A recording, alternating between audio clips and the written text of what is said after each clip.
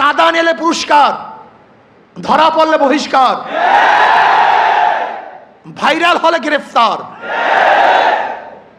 কি ভেবেছেন বাংলাদেশের মানুষ বোকা? আজকে আমাদেরকে জিম্মি করে ফেলছে। দল এই খুনের দায় দায়িত্ব গ্রহণ করবে না। আমি স্পষ্ট ভাষায় বলতে চাই, এই খুনের দায় দায়িত্ব তারেক জিয়াকে গ্রহণ করতে হবে। এই খুনের দায় দায়িত্ব মির্জা ফখরুলকে গ্রহণ করতে হবে। এই খুনের দায় দায়িত্ব বিএনপিকে গ্রহণ করতে হবে। এই খুনের দায় দায়িত্ব প্রত্যেক প্রশাসনকে গ্রহণ করতে হবে। ইসলামী যুব আন্দোলন বাংলাদেশ কর্তৃক আয়োজিত আজকে সম্মেলনের সম্মানিত সভাপতি ওলামায়ে কেরাম, সর্বস্তরের জনগণ ভাইয়েরা আমার, আজকে আমরা দুঃখিত, লজ্জিত, মর্মাহত। আজকে বাংলাদেশে যে ঘটনা ঘটতেছে গোটা দুনিয়ার সামনে মুখ দেখাবার মতো মুখ আছে বলে আমি মনে করি না। গোটা দুনিয়ার মানুষ আমাদেরকে খুনি মনে করে। যে দৃশ্য দেখেছি মিটফোর্ডের, আমি পুরাপুরি শেষ পর্যন্ত এই ঘটনা দেখতে পারি নাই। আমি নিজেই ভয় পেয়ে গেছি। এ কেমন এক অবস্থা, কেমন এক বর্বরতা! জাহিল যুগকেও ফেল করেছে। মানুষ এত নিষ্ঠুর কিভাবে হয়? মানুষ তো এইভাবে কুকুরকেও মারতে পারে না।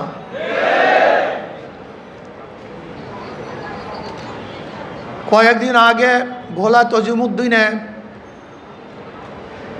স্বামীকে বেঁধে রেখে গণহারে তার স্ত্রীকে ধর্ষণ করেছে। বগুড়ায় মেয়ে বিবাহ দিবে না, শুধু এতটুকুর জন্য তার বাবাকে হত্যা করেছে। আজকে চাঁদা না দেওয়ার কারণে মার সামনের থেকে যুবককে তুলে এনে হত্যা করা হচ্ছে। আজকে বাংলাদেশের অবস্থাটা কি? মানুষ কেন রাজনীতি করে? রাজনীতি করা উচিত ছিল, উদ্দেশ্য ছিল মানুষকে শান্তি দেয়া, মানুষকে মুক্তি দেয়া, মানুষের নিরাপত্তা প্রদান করা, মানুষের সাহায্য সহযোগিতা করা। অথচ আমরা রাজনীতি নামে কি করতেছি? খুন, ধর্ষণ, দখলদারি, জুলুম, অত্যাচার, অবিচার। এমন কোনো হীন খারাপ কাজ নাই যে আমরা করছি না রাজনীতির নামে। আমরা কি দেখি? যখনই চাঁদা ধরা পড়ে বহিষ্কার করা হয়। বিএনপি পর্যন্ত 3000-এর উপরে বহিষ্কার করেছে। কিন্তু আমি সাংবাদিক বন্ধুদেরকে প্রশ্ন করতে চাই, আমি জনগণের কাছে প্রশ্ন রাখতে চাই, এই বহিষ্কারই কি তাদের চাঁদা ফিরছে? দখলদারি ফিরছে? খুন ফিরছে? তার মানে বহিষ্কার কিছু না, আইওয়াশ, লোক দেখানো এক নিয়ম। তারা কি বলে? ব্যক্তি দোষ করলে দল সেই দোষের দায় দায়িত্ব গ্রহণ করবে না। আমি মনে করি আওয়ামী লীগ, বিএনপি দুর্নীতি ফ্যাক্টরি, খুনের ফ্যাক্টরি। আবরারকে কারা হত্যা করেছিল? যেই ছাত্রগুলি হত্যা করেছিল তারা মেধাবী ছাত্র বাংলাদেশের, কিন্তু এই ফ্যাক্টরিতে যাওয়ার পরে তার খুনি হয়েছে। আজকে হাজারো মেধাবীরা এই আওয়ামী লীগ, বিএনপি করার কারণে ওরা ধর্ষক হয়েছে, ওরা চাঁদাবাজ হয়েছে। এই দলগুলি এমন এক ফ্যাক্টরি, যদি ফেরেশতাও সেখানে ঢুকে আজাজিল হয়ে বের হবে। সৎ মানুষগুলি ঢুকলে চোর হয়ে বের হবে। যাদের হাতে রক্ত ছিল না, এই আওয়ামী লীগ, বিএনপি করার পরে তাদের হাতের মধ্যে রক্তে রঞ্জিত হবে। যারা কোনো মেয়েদের দিকে তাকাতো না, এই দলগুলি করার পরে তারাই ধর্ষক হবে, জালেম হবে, অত্যাচারী হবে, তারাই টাকা পাচার করবে। এমন কোনো জায়গা নাই যেখানে চুরি হচ্ছে না, ডাকাতি হচ্ছে না, দখলদারি হচ্ছে না, চাঁদাবাজি হচ্ছে না। এই বরিশালের এমন কোনো স্থান দেখাতে পারবেন না যেখানে চাঁদাবাজি নাই। আমরা যা দেখছি চাঁদাবাজি যেগুলি আসছে, আপনারা জানেন মিটফুটে খুন হয়েছিল বুধবার, কিন্তু আপনারা যে সাংবাদিক, আমরা দুঃখিত, লজ্জিত, সবার বিবেক মরে গেছে। বাংলাদেশের বিবেক বলতে কিচ্ছু নাই। বুধবার এই ঘটনা ঘটছে, কোন সাংবাদিক এই ঘটনা প্রকাশ করতে পারে নাই, অথচ সবার মাঝে এই ঘটনা ঘটেছিল। নাই একজন বাংলাদেশের সাংবাদিকের ঘটনা প্রকাশ করার মতো, নাই একজন পুলিশ কেস গ্রহণ করার মতো। আজকে এই মামলার যে বাদী, একজন মহিলা, তার সন্তান এখানে এসছে, এই যে তার সন্তান, সোহাগ মামলার এই বাদীর ছেলে, তার নিজের মুখে শুনেন মামলা দেওয়া হয়েছিল কিন্তু পুলিশ মামলা গ্রহণ করে নাই, পুলিশ তার মামলা গ্রহণ করে নাই। আজকে পুলিশ ভিন্ন খাতে এই মামলাকে নেওয়ার জন্য ষড়যন্ত্র শুরু করছে। সব জায়গায় চাঁদাবাজি, শরিয়াতপুর বাস সব বন্ধ, শুনলাম আজকে তাদেরকে বহিষ্কার করা হয়েছে।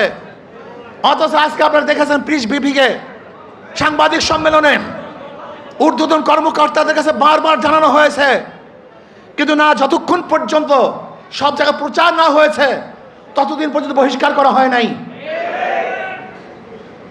চাঁদা নিলে পুরস্কার, ধরা পড়লে বহিষ্কার, ভাইরাল হলে গ্রেফতার। কি ভেবেছেন বাংলাদেশের মানুষ বোকা? আজকে আমাদেরকে জিম্মি করে ফেলছে। দল এই খুনের দায় দায়িত্ব গ্রহণ করবে না। আমি স্পষ্ট ভাষায় বলতে চাই, এই খুনের দায় দায়িত্ব তারেক জিয়াকে গ্রহণ করতে হবে। এই খুনের দায় দায়িত্ব মির্জা ফখরুলকে গ্রহণ করতে হবে। এই খুনের দায় দায়িত্ব বিএনপিকে গ্রহণ করতে হবে। এই খুনের দায় দায়িত্ব প্রত্যেক প্রশাসনকে গ্রহণ করতে হবে।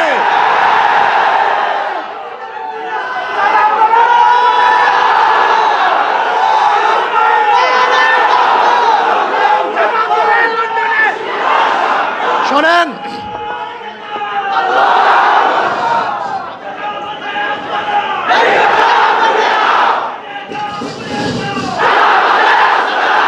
আমি মনে করি অবৈধ সন্তান জন্ম হওয়ার আগেই তার মৃত্যু কামনা করে। আজকে বিএনপি ক্ষমতা যাওয়ার আগেই তার পতন কামনা করে বাংলাদেশের মানুষ চায় না এই চাঁদাবাজ, দখলদার, খুনি, ধর্ষক, জালেমের গোষ্ঠী বাংলাদেশের মাঝখানে বসুক। বাংলাদেশের একজন মানুষ চায় না।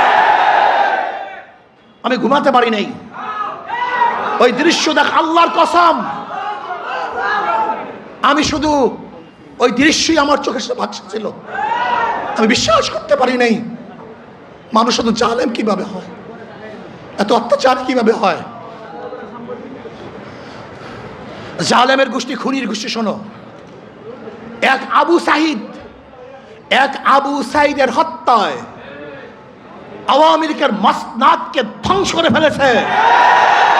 লিখে রাখো, 100 হত্যায় বিএনপির মাসনাদ তসনাদ হয়ে গেছে।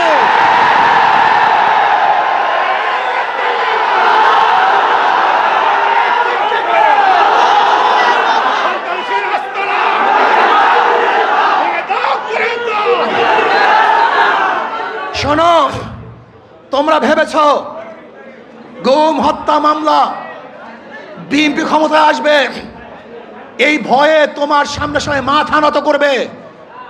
শিয়াল মাথা নত করতে পারে, ইঁদুর তোমার সামনে মাথা নত করতে পারে, লুবিরা তোমার সামনে মাথা নত করতে পারে, দুর্নীতিবাজরা তোমার পায়ের মধ্যে তৈলবর্ধন করতে পারে। অবৈধ ক্ষমতা যারা স্বপ্ন দেখে তারা তোমার সামনে গিয়ে মাথা নত করতে পারে, কিন্তু বাঘ তোমার সামনে মাথা নত করবে না, সিংহ তোমার সামনে দুর্বল হবে না, আদর্শবান ব্যক্তিরা তোমাকে কোনো অবস্থাতেই পছন্দ করবে না।